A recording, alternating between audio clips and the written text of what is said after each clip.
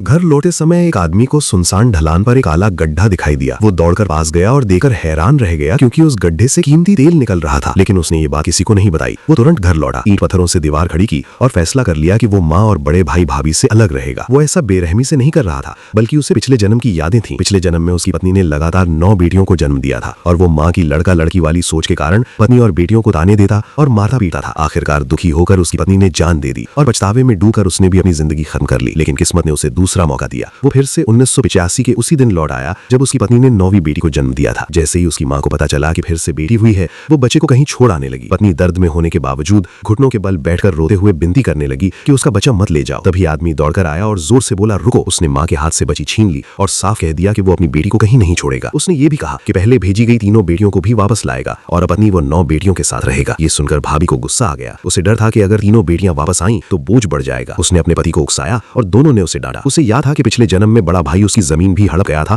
और मुश्किल काम उसी से करवाता था। इस बार उसने फैसला कर लिया। उसने सारी पैतृक संपत्ति बड़े भाई को दे दी और अलग होने का समझौता कर लिया। माँ को भी डर था कि उसके साथ रहकर मुश्किल होगी, इसलिए वो अनाज उठाकर बड़े बेटे के घर चली गई। अब घर में खाने को कुछ नहीं बचा था। पत्नी दराती लेकर जंगल में साग सब्जी खोदने जाने लगी, लेकिन आदमी ने उसे रोक दिया और कहा कि वो आराम करे, कमाने की जिम्मेदारी अब उसकी है। पत्नी हैरान थी क्योंकि वही आदमी जो पहले आलसी और माँ के इशारों पर चलता था अब जिम्मेदार बन गया था। उधर उसके जाते ही बच्चों को भूख लगने लगी। तभी भाभी बाजरे की खिचड़ी लेकर आई और ताने मारने लगी कि उनका घर तो आराम से खा पी रहा है और ये लोग भूखे हैं। तभी उसकी बड़ी बेटी स्कूल से लौटी और भाभी को जवाब दे दिया। भाभी गुस्से में चली गई। बड़ी बेटी ने माँ की हालत देखी और छोटी बहनों को लेकर पहाड़ी पर जंगली सब्जियां ढूंढने चली गई। उधर वो आदमी कस्बे में कमाई का मौका ढूंढ रहा था। तभी उसकी नजर एक दुकानदार पर पड़ी जो परेशान बैठा था। बात करने पर पता चला कि उसके पास महंगे घरेलू सामान का स्टॉक पड़ा है और पैसे फंसे हैं। आदमी ने तुरंत कहा कि वो एक दिन में सारा सामान बेच देगा। फिर उसने एक इनाम वाला खेल शुरू किया। घूमने वाला इनाम का पहिया बनाया और कुछ तीर रख दिए। उसने लोगों से कहा कि सामान खरीदो, छूट पाओ और निशाना सही लगा तो बड़ा इनाम मिलेगा। धीरे धीरे लोग उसके स्टॉल के पास जुड़ने लगे और यहीं से उसकी किस्मत बदलने वाली थी।